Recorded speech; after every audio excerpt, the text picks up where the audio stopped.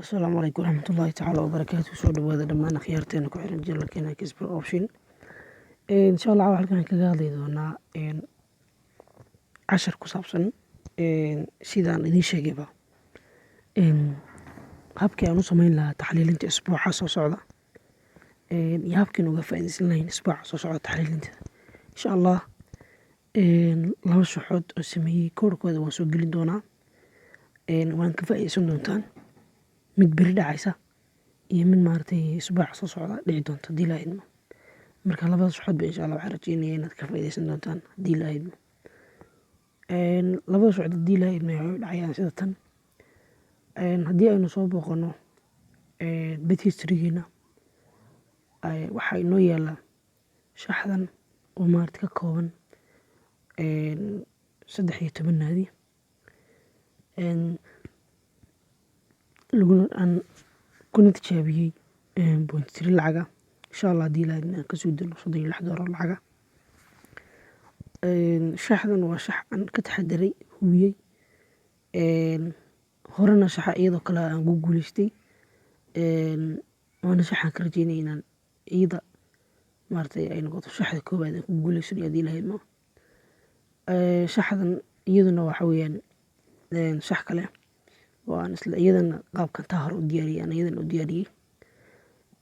Halkan kale waxaa ku jirta iyada shaxdii berrito hore haddii la idmo oo maaragtay EFL la ciyaari doono haddii la idmo. Shaxdan waxaan soo gelin doonaa groupka Telegram-ka ah haddii la idmo. Linkigeeda linka YouTube-kana waxaan soo gelin doonaa maaragtay groupka Telegram-ka ah. Shaxda koodhkeedana waxaan soo gelin doonaa groupka Telegram-ka. Haddii la idmo waxaan la wadaagi doonaa laba shaxood koodhkooda.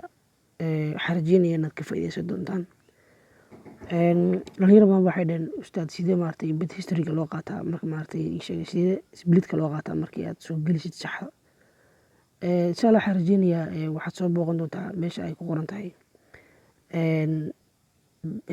bed split meesha ay ku qoran tahay aad ku dhufan doontaa.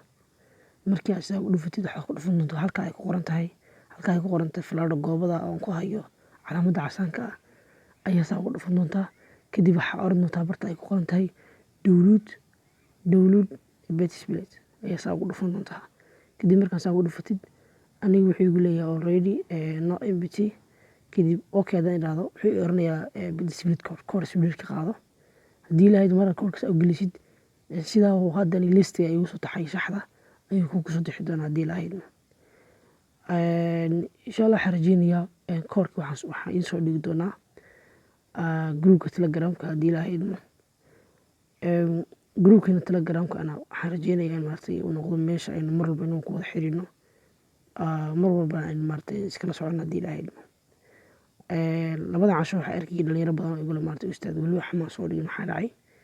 Waxaa idin raadinayay wax maaragtay idinka idin anfacaya haddii la idmo.